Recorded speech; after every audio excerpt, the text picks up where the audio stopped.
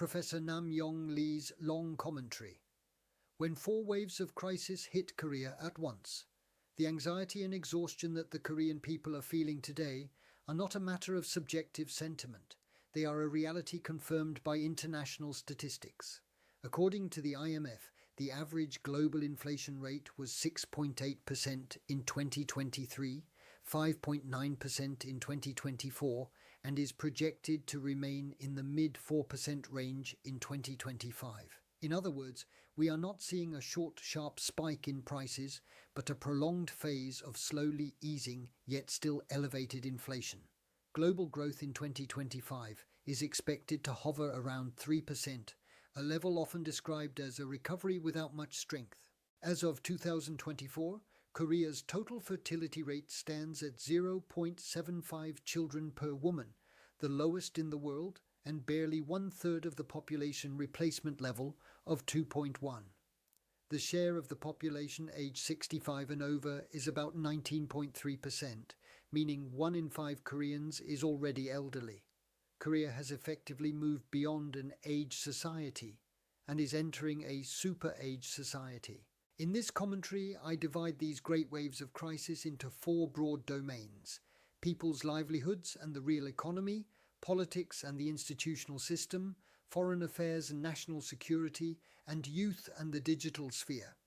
By comparing Korea's situation with global trends, I will examine where Korea is particularly vulnerable and what must be redesigned. The United States federal government's Federal Enterprise Architecture, FEA, divides state functions into 4 business areas, 39 lines of business, and some 200 sub-functions, and manages the relationships among them through a single architectural blueprint.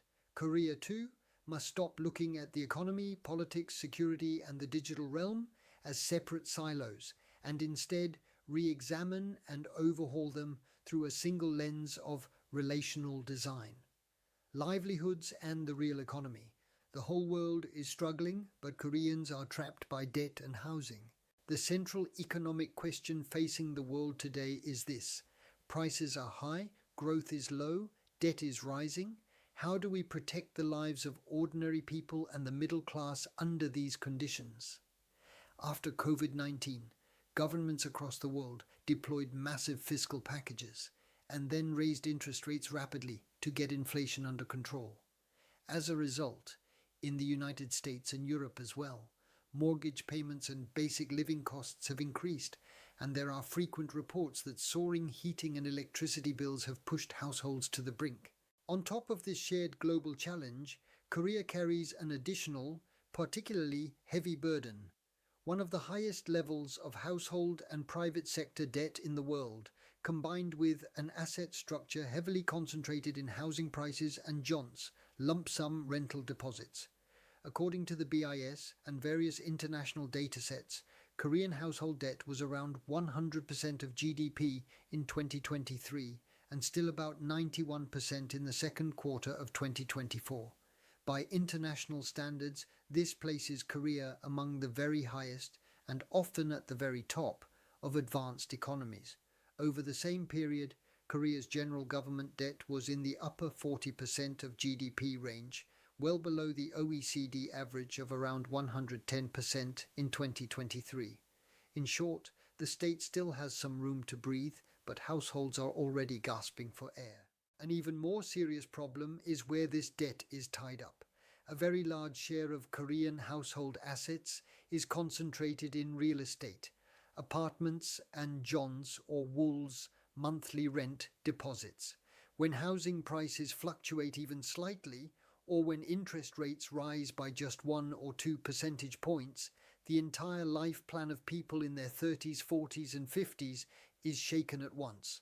When a couple in their 30s buys a home by combining a JONTs deposit with a mortgage, the number of children they can realistically have, whether they can support their parents, and how much security they can expect in old age are in effect decided at that moment.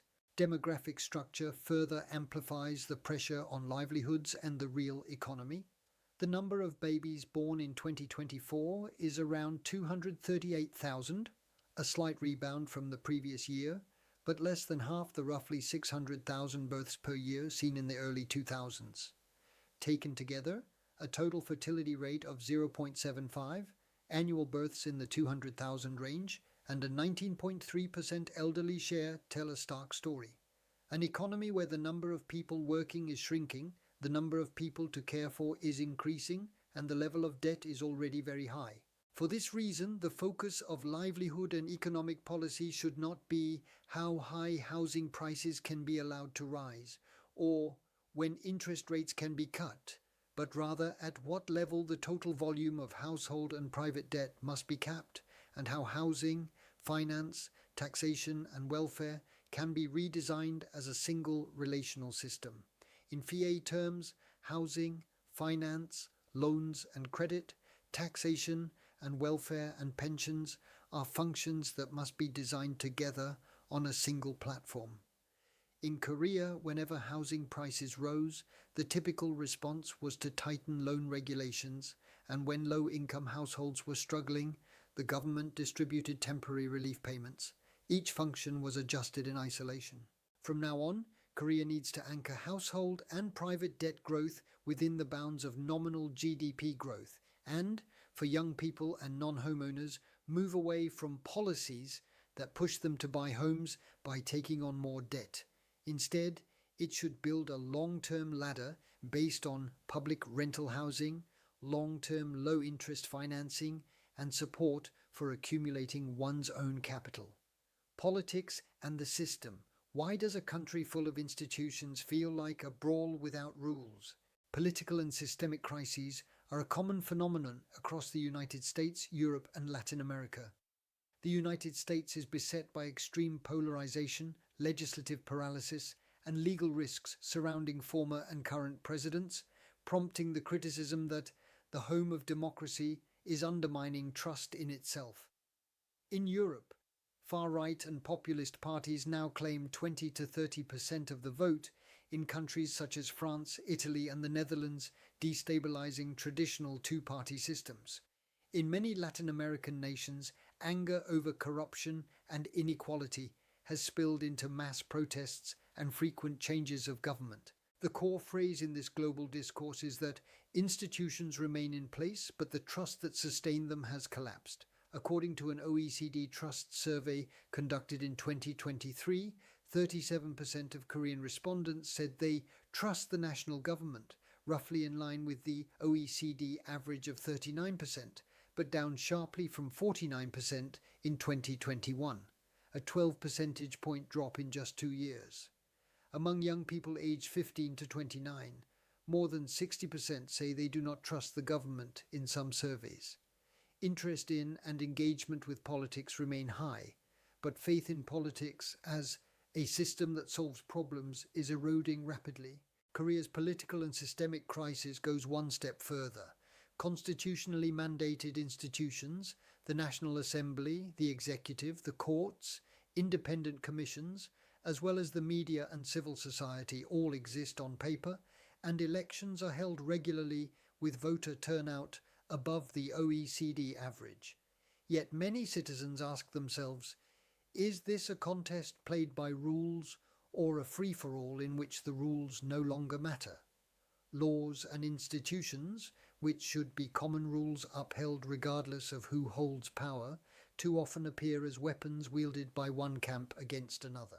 When a major incident occurs, what citizens want is actually very simple: a procedure and an outcome that any fair-minded observer can accept. In reality, however, the debate invariably turns first to which camp benefits and which side gains an advantage from a ruling or decision. One side always cries political retaliation, the other always cries leniency and cover-up. Even as time passes, a minimal shared sense of this was reasonably fair fails to emerge. In the governance area of the FEA, the processes of policy making, regulation, enforcement, and public information are designed as a single system. In advanced democracies, world-class practice is not only about who holds power, but about building and maintaining mechanisms that protect the neutrality and professionalism of core institutions, the referees, scorekeepers, and stadium managers of politics, regardless of which government is in office. Many OECD countries require bipartisan confirmation and independent commission nominations for the heads of constitutional courts, election commissions, and audit bodies, and grant them long, non-coincident terms, 6, 9 years, etc., to ensure that a change of government cannot shake the entire institution at once. Korea, too, must now move beyond the question of which side wins, and instead redesign its political and institutional system around a different criterion. Even when one side loses, does the system still hold? Foreign affairs and security, Korea's structural vulnerabilities in 4 directions at once. Korea's position in foreign affairs and security becomes even clearer when expressed in numbers. According to the World Bank, Korea's trade openness, exports plus imports as a share of GDP, was about 87.9% in 2023, close to the global average of 94.7%, but extremely high for a mid-sized country of 50 million people. In the same year, exports totaled roughly $631.8 billion and imports about $642.5 billion, making Korea a classic open economy in which nearly half of GDP comes from exports and a large part of domestic activity depends on imports. In security terms, North Korea's nuclear and missile threats are a constant. Economically, China is Korea's largest trading partner. A significant share of Korea's energy needs is met through imports from the Middle East. Regulatory frameworks and sanctions regimes in advanced technology are tied closely to the United States and the European Union. In the digital and cultural spheres, K-content is distributed primarily on platforms owned by US tech giants such as YouTube, Netflix, Google, and Apple. In short, Korea's security is bound to the United States. Its trade and supply chains are tied to both China and the US-EU. Its energy is dependent on the Middle East, and its digital platforms rest on US big tech, an extremely complex and entangled structure. In such a configuration, a shock to any one pillar inevitably triggers knock-on effects in others. If US-China technological rivalry intensifies and Washington tightens restrictions on semiconductor and battery exports to China, Korean firms are forced into a precarious balancing act between markets and rules. Should war or blockade erupt in the Middle East, spikes in energy prices and logistics costs feed directly into Korean inflation and the trade balance. When tension over North Korean nuclear and missile tests rises, foreign investors reassess Korea as a market with a higher risk premium. From the perspective of the FEA's national defense and international affairs domains, foreign affairs and security are not the exclusive remit of the Foreign Ministry and Defense Ministry. They must be designed as a national relationship architecture that also encompasses industry, science and technology, energy, trade, culture, and digital policy. The key question of Korea's foreign and security policy, therefore, should not be whose side are we on, but do we have a network structure robust enough for the state to withstand shocks originating from any single axis? World-class practice among advanced countries is to separate the design of security and value-based alliances from that of supply chains, energy, and technology networks. Security and democratic values are anchored firmly in alliances with the US, Japan, and Europe, while raw materials, food and energy supplies are diversified across regions, and strategic industries such as semiconductors, batteries, AI and defense systems are developed through joint investment and shared supply chains with allies. Korea must do the same. Treat core manufacturing sectors like semiconductors, batteries, shipbuilding and automobiles as part of a value alliance supply chain, while designing food and energy around risk-diversified supply chains and handling data, AI and digital services through proactive engagement with international norms. If it fails to do so, the numbers, a trade openness of 87.9%, a fertility rate of 0.75 and an elderly share of 19% will converge into a single conclusion: a country acutely vulnerable to external shocks. Youth and the digital sphere, the world's fastest living laboratory generation. Youth and digital issues are already global concerns, yet Korea is a country where the most extreme indicators in this area converge.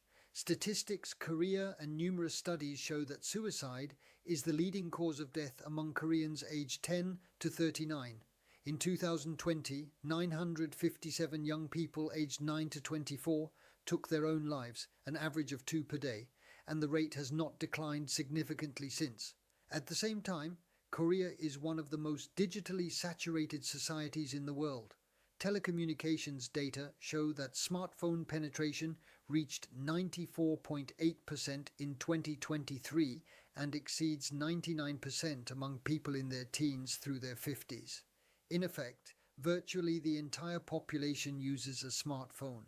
According to a 2024 digital report, more than 97% of Koreans use the internet, spending over 5 hours a day online, roughly 2.5 hours of which is on smartphone screens. By 2025, the number of mobile subscriptions surpassed 69.2 million, more than 134% of the population. In summary, Korean youth are among the most connected in the world, yet at the same time among the most isolated. In the morning, they compete in school and private academies for test scores. During the day, they invest in spec building, extracurricular activities and qualifications. In the evening, they work part-time jobs. At night, they escape briefly through YouTube, social media, and games. They finally fall asleep in the early hours of the morning, their minds filled with constant comparison, anxiety about the future, and tension with their parents' generation. They have neither the time nor the mental energy to think calmly about life plans spanning 30 or 50 years: dating, marriage, child rearing, home ownership, and retirement. The political response to this is all too often to offer a few 100,000 won in youth allowances or several 100 million won in youth jobs loans, and to call that youth policy. But given a reality of a fertility rate of 0.75, youth suicide as the top cause of death, sky-high housing and jobs prices in the Greater Seoul area, military service and long working hours, such measures amount to little more than throwing a few life rings onto a sinking ship. From an FEA perspective, youth lie at the intersection of 5 functions: education, labour, housing, health and digital services. Korea has failed to integrate these 5 into a single youth life course design, instead managing them as fragmented ministry-specific budget programs. Youth and digital policy must now be redesigned on the basis of the entire trajectory from entrance exams and schooling through military service, first employment and housing, to marriage and childbirth. Within a few years, legislation banning smartphone use inside classrooms in Korean schools is expected to take effect. But banning smartphones alone will not solve the problem. Unless education, labour, housing, welfare, and digital systems are transformed together, only the forms of escape will change.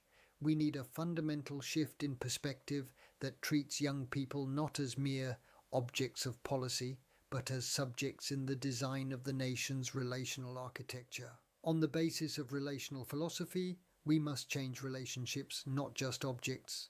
Across all 4 domains, a common pattern is unmistakable. Korea has responded to crises with an object-centered approach. When housing prices rise, it alternates between tightening loan regulations and expanding supply.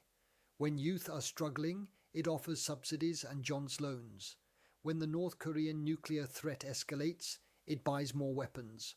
When smartphones are seen as a problem, it restricts their use in schools. In reality, however, it is not the objects that are collapsing, but the relationships among them. Housing, debt, taxation, welfare and demographics are not separate problems. They form an interconnected web of relations.